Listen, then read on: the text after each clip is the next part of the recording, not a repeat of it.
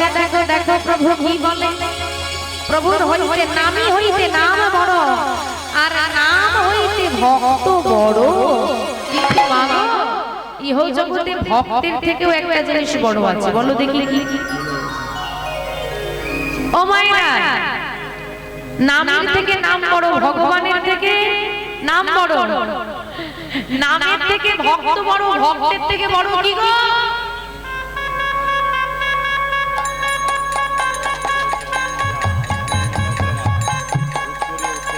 Mona Lisa মণ্ডল এই মুহূর্তে চন্দনের ফোঁটা পরিয়ে ওনাকে বরণ করে নিলেন। পরে মামুনি মণ্ডল ওনাকে মালা পরিয়ে বরণ করে নেবেন।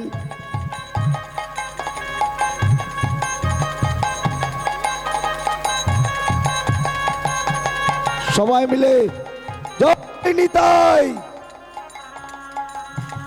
এরপর আমাদের পুজো কমিটির সম্মানীয় সভাপতি উত্তম পাল মহাশয় ওনাকে উত্তরীয় দিয়ে বরণ করে নিচ্ছেন।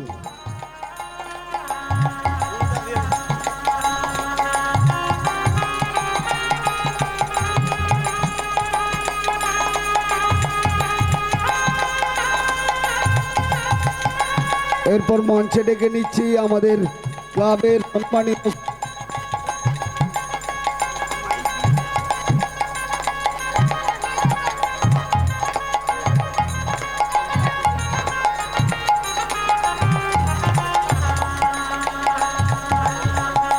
এরপর আমি মঞ্চে ডেকে নিচ্ছি হ্যালো স্বাধীন সংঘ ক্লাবের সম্মানীয় ভারপ্রাপ্ত সভাপতি অমিত দেব মহাশয়কে, আমাদের ক্লাবের সভাপতি অমিত দেব মহাশয়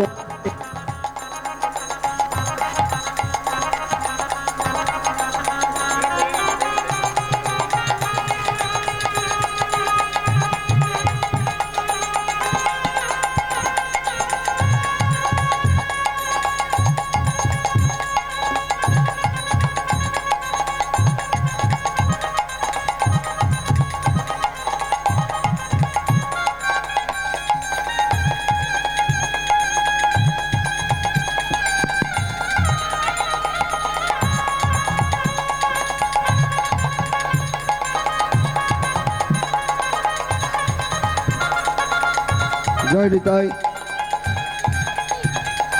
এরপর আমি মঞ্চে ডেকে নেব আমাদের বর্তমান ক্লাবের সেক্রেটারি সৌমেন ঘোষ মহাশয়কে।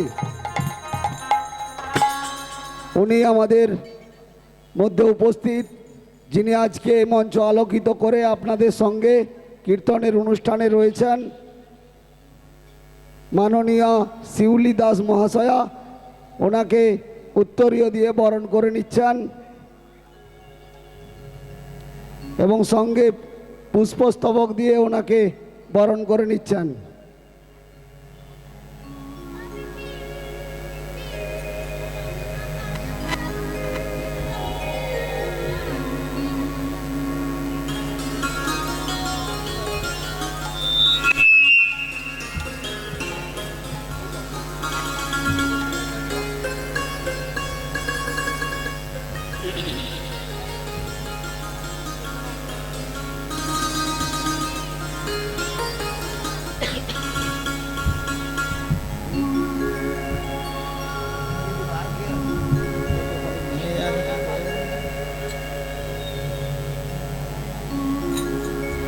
আজকে যে সমস্ত গৌর ভক্তমণ্ডলী আমাদের এই অনুষ্ঠানে ওনাদের সকলকে আমাদের কমিটির পক্ষ থেকে অসংখ্য অসংখ্য ধন্যবাদ জ্ঞাপন করি এবং সমস্ত গৌর ভক্তমণ্ডলীর কাছে আমাদের অনুরোধ, আপনারা দয়া করে রাস্তার উপর কেউ ভিড় করবেন না, রাস্তা থেকে নেমে দাঁড়াবেন। অনেকটা জায়গা রয়েছে, আসুন সবাই মিলে যে মাননীয় শিউলি দাস মহাশয়ার কীর্তনের অনুষ্ঠান, সেই কীর্তনের অনুষ্ঠান সবাই মিলে আমরা উপভোগ করি। তো সবাই মিলে দুহাত তুলে জয় নিতাই।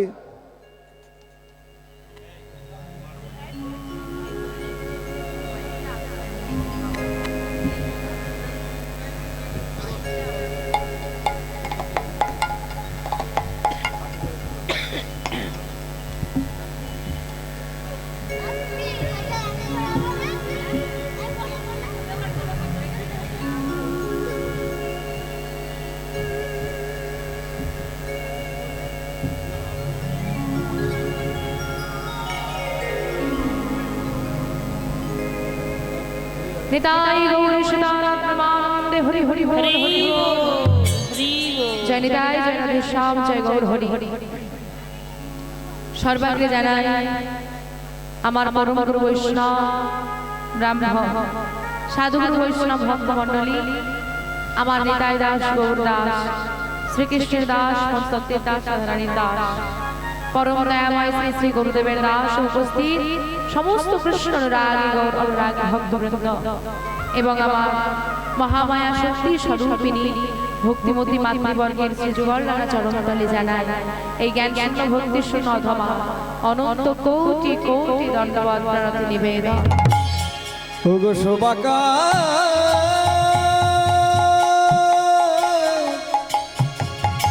ওগো শোভাকার যুগল যুগল রাঙা রাঙা চরণে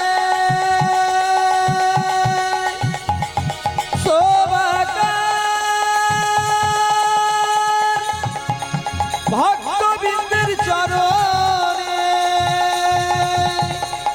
শোভাকার সাধু গুরু বৈষ্ণব চরণে এ দাসের জানাই অসংখ্য কোটি কোটি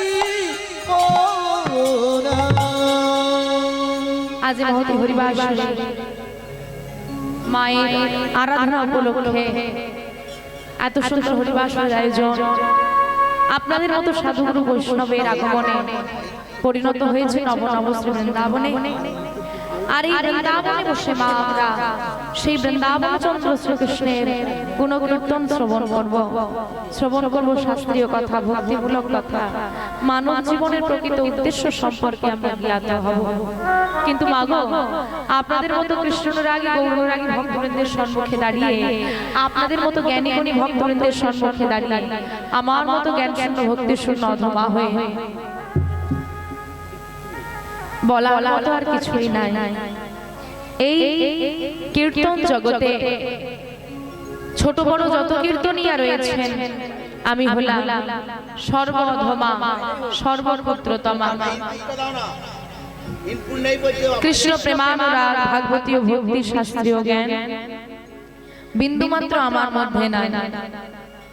তাই আপনাদের সম্মুখে দাঁড়িয়ে ভগবানের কথা বলার ক্ষমতা স্পর্ধা সাহস আমার নাই। তবে বাবা আজ এই স্থানটার কথা চিন্তা করে দেখেন কত মানুষ আমরা বসে আছি, কত মানুষ দাঁড়িয়ে আছে, কত মানুষ ধৈর্য ধরে এই লাইনে ভিড়ে দাঁড়িয়ে প্রতিমা দর্শন করছে, আবার কত মানুষ পথ দিয়ে চলে যাচ্ছে। সবাই আলাদা। এই পৃথিবীতে যদি এইটুকু জায়গা যদি আমরা এত মানুষ আছি, সারা পৃথিবীতে ভগবান কত মানুষ সৃষ্টি করেছেন, কিন্তু ভগবান মানব জন্ম দিয়ে বদন তো সবাইকে দিয়েছে, সবার বদনে কৃষ্ণ নাম উচ্চারিত হবে সেই সৌভাগ্যটা সবাইকে দেয়। সবাইকে শ্রুতিমূল দিয়েছে, সবার গান আছে। আমি বলবো না যে সবার, এখানে যারা শুনতে পাই আমরা তাদের কথাটাই আমি বলছি। বধির অনেকেই আছে যারা বলতে পারে না, শুনতে পায় না, কিন্তু বেশিরভাগ মানুষ তো শুনতে পায়। শ্রুতিমূল সবার আছে, কিন্তু সবার শ্রুতিমূলে কৃষ্ণ নাম মধুর লাগবে এই হৃদয় সবাইকে দেয় ভগবান। তার যদি কৃপা না হয় তার নাম বলাও যায় না, শোনাও যায় না, কিন্তু তার কৃপা হবে কত? ভগবানের কৃপা পাওয়া তো মুখের কথা নয় না। আমার ভগবানের কৃপা কাকে বলে আমরা তাও জানি না, জানবো আজ। তবে বাবা ভগবানের কৃপা পেতে হলে সবার আগে যেটা করতে হবে, সাধু সঙ্গ সর্বশাস্ত্রে কয়। এক শাস্ত্রের বচন নয়, যত শাস্ত্র আছে সর্বশাস্ত্রে কয়। সব শাস্ত্রের বচন কি? সাধু সঙ্গ সর্বশাস্ত্রে কয়। লবা মাত্র সাধু সঙ্গ জীবের চিত্ত শুদ্ধি হয় হৃদয়। জীবের চিত্ত শুদ্ধি হয়। সাধু সঙ্গ করো, সাধু সঙ্গ করো, ভক্ত সঙ্গ করো, ভক্ত কৃপা লাভ করো, ভক্ত চরণ ধুলা মাগো, ভক্তকে আলিঙ্গন করো, ভক্তকে সম্মান করো। কারণ ভগবান স্বয়ং শ্রী নিজ মুখে বলেছেন, আমা হইতে আমার নামিব না, আমা হইতে আমার ভক্ত বড়, নাম হইতে আমার ভক্ত বড়। আমার ভক্ত বড়। বলে দেখো দেখো দেখো প্রভু কি বলে, প্রভুর হইতে নামই হইতে নাম বড়, আর নাম হইতে ভক্ত বড়। কিন্তু বাবা, ইহ জগতে ভক্তের থেকেও একটা জিনিস বড় আছে, বলো দেখি কি? ও মাইনা, নামের থেকে নাম বড়, ভগবানের থেকে নাম বড়, নামের থেকে ভক্ত বড়, ভক্তের থেকে বড় কি গো? ভক্ত হইতে ভক্তের চরণ ধুলাইয়া বড়, ভক্তির চরণ ধুলায় আরো বড়। ভক্তের থেকেও ভক্তের চরণ ধুলাটা বড়। কেন বলে? আচ্ছা বাবা, ও বাবা, আমরা তো মানুষ, তাই না? আমরা কেউ বলতে পারবে আমার মধ্যে রাগ নেই? বলতে পারবে কেউ? আমার রাগ আছে, হিংসা আছে, লোভ আছে, হ্যাঁ আমাদের মধ্যে থেকে যায়। কিন্তু যেজন ভগবানকে ভালোবাসে, ভগবানকে সেবা দেয়, তার চরণ ধুলাটা যদি তুমি নিতে পারো, সে যদি ভক্তের আশীর্বাদের থেকে ভক্তের চরণ ধুলার ফল আগে ফলে। তাই তো গৌরাঙ্গ মহাপ্রভু যখন ভক্ত হয়ে এলেন, তখন শুধু তো ভক্তকে আলিঙ্গন করতে পারতেন, ধুলাই গড়াগড়ি দিল কেন? ধুলাই গড়াগড়ি দিল ওই ভক্তের চরণ ধুলাটা মাগবে বলে। তাই আপনারা সেই সাধু গুরু বৈষ্ণব ভক্ত মণ্ডলী, আপনারা সবাই মিলে আমায় কৃপা করুন, আশীর্বাদ করুন। যে যেখানে যে অবস্থায় বসে রয়েছেন, দাঁড়িয়ে রয়েছেন, কাছে রয়েছেন, দূরে রয়েছেন, সেখান থেকে আপনাদের চরণ ধুলা যৎকিঞ্চিৎ অংশ আমার মস্তকে দান করুন, যেন আপনাদের সবাকার চরণ ধুলি মাথায় নিয়ে আপনাদের কৃপায় শক্তিশালী হয়ে এই মহতি হরিবাস করে দাঁড়িয়ে আমি কিছু গৌর গোবিন্দ কথা বলতে পারি। জানি না কতটুকু বলতে পারবো, যতটুকুই বলি না কেন তার মধ্যে থাকবে অসংখ্য ভুল ত্রুটি। লীলা প্রশ্নার্থে ভুল ত্রুটি অবশ্যই হবে বাবা।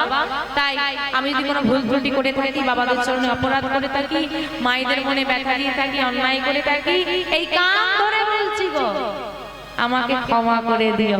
নিতাই গৌরী সীতারাম হরি হরি হরি গো। আসুন মা, সময় অতি অল্প, এমনি মানুষের ধৈর্য কম, তার উপর চলছে মায়ের আরাধনা, সব এদিক ওদিক ছোটাছুটি, চঞ্চল পরিবেশ, তাই খুব কষ্ট কীর্তন গাওয়া। তার মধ্যে আবার এত দূরত্ব বাড়িয়ে দিয়েছে, দূরত্ব হয়ে গেছে। যখন কীর্তন হয়, ভক্ত আর শ্রোতা আর বক্তার মধ্যে যত দূরত্ব কম হবে তত ভালো হয়। তার উপর অন্ধকার, এমন একটা সমস্যা, মায়েদেরকে আলো দিলে আমাকে দেখা যাবে না, আর আমাকে আলো দিয়ে ওদিকে বন্ধ করে দিলে ওদিকটা আমি আর দেখতে পাই না, কে ঘুমোচ্ছে বুঝতে পারবো। যাই হোক, সব নিয়ে আমাদেরকে আজকে ভগবানের নাম আস্বাদন করতে হবে। আসুন, যে বিষয়বস্তু বা যে লীলা আমরা আস্বাদন করব, এই পশ্চিম বাংলার মাটিতে একজন ভক্ত এসেছিলেন, জগজ্জীবের কাছে তিনি শিক্ষা দিয়ে গিয়েছিলেন। কি শিক্ষা?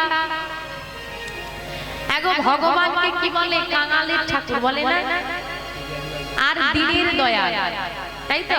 হ্যাঁ গো, দিন কাকে বলে? হ্যাঁ গো, দিন মানে কি গো? ওমা, আমার দিন মানে কি? দিন মানে এক হচ্ছে দিবস, যেটা সারাদিন চলে গেল, দিন মানে দিবস। আর একটি দিন মানে হচ্ছে দরিদ্র। দরিদ্র মানে চলতি কথায় আপনারা কি বলেন? গরিব বলে না, এই লোকটা খুব গরিব। দরিদ্র মানে গরিব। তাহলে দিনের দয়া, তাহলে ভগবান কাকে কৃপা করে? যে গরিব।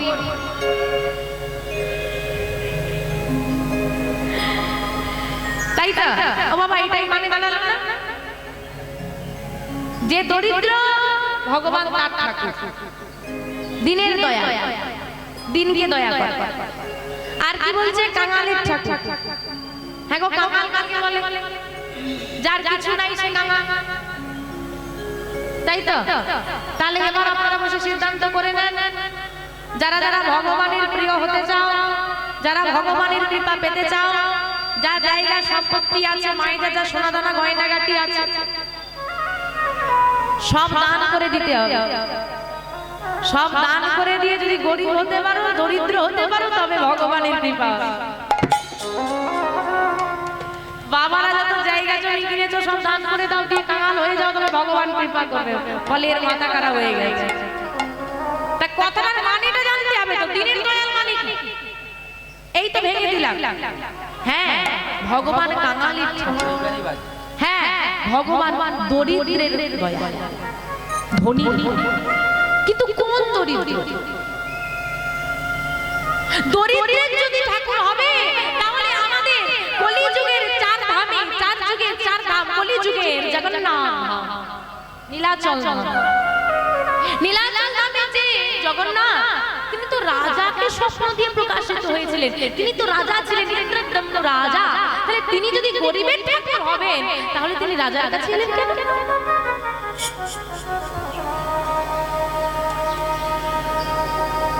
তিনি যদি কাঙালের ঠাকুর হবে, তাহলে তিনি দ্বারকাধীশ্বর, তিনি রাজা হলেন কেন?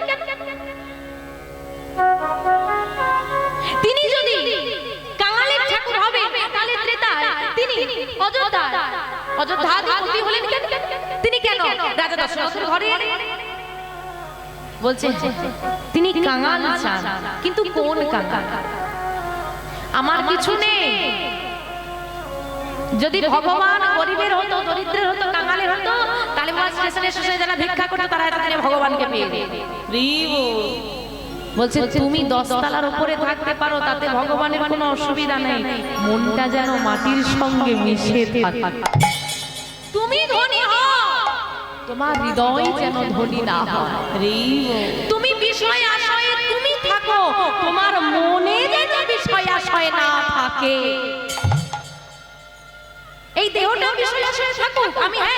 আমি কাজ করি কেন? রোজগার করার জন্য। রোজগার করি কেন? সংসার চলবে বলে, সঞ্চয় করব বলে। কিন্তু সেটা দেহের জন্য। ওই সঞ্চয়ের বাসনা, ওই বিষয় আশয়ের মোহ মায়া যেন আমার হৃদয়ের মধ্যে প্রবেশ করতে না পারে।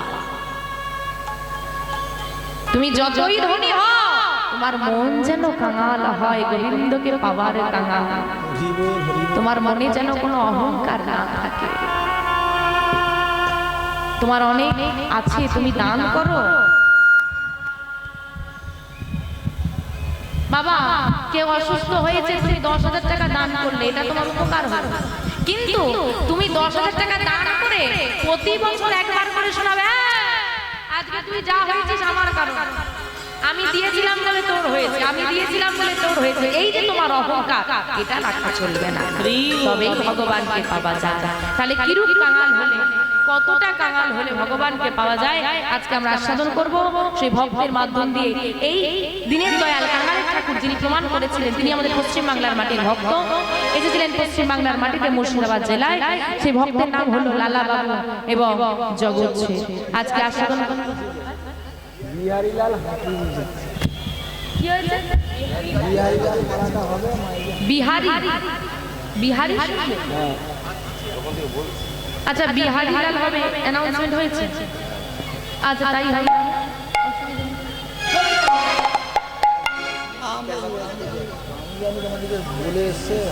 ও যাক, আমার বাবাদের মনের আশ বিহারি শ্রবণ করবে। আসুন আমরা সবাই মিলে তাহলে সেই ভক্তের কথা শ্রবণ করব, যে আমার বৃন্দাবনের বঙ্ক বিহারীকে প্রকাশ করিয়েছিলেন। সেই ভক্ত হচ্ছে, তিনিও আমাদের পশ্চিম বাংলার ভক্ত, তিনিও আমাদের পশ্চিম বাংলার ভক্ত। পশ্চিম বাংলার মাটিতে এসে আমাদের পশ্চিম বাংলা থেকে গিয়ে উত্তরপ্রদেশ বৃন্দাবনে গিয়ে বাকে বিহারীকে প্রকাশ করিয়েছিলেন। আসুন সেই ভক্তের কথা আমরা শ্রবণ করব, যে ভক্তের নাম হলো বিহারী লাল। নিতাই গৌরী সীতানাথ প্রেমানন্দে হরি হরি হরি। হিমা গৌরাঙ্গ গৌরাঙ্গ বলি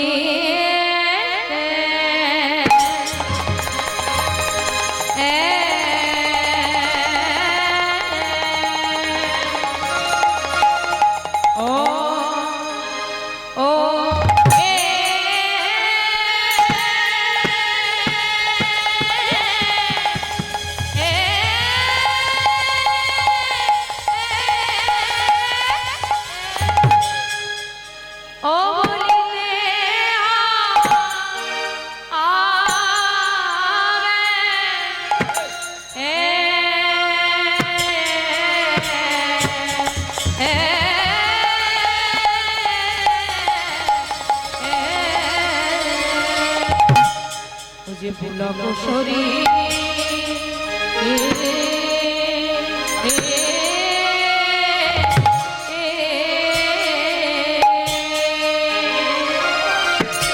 গৌরাঙ্গ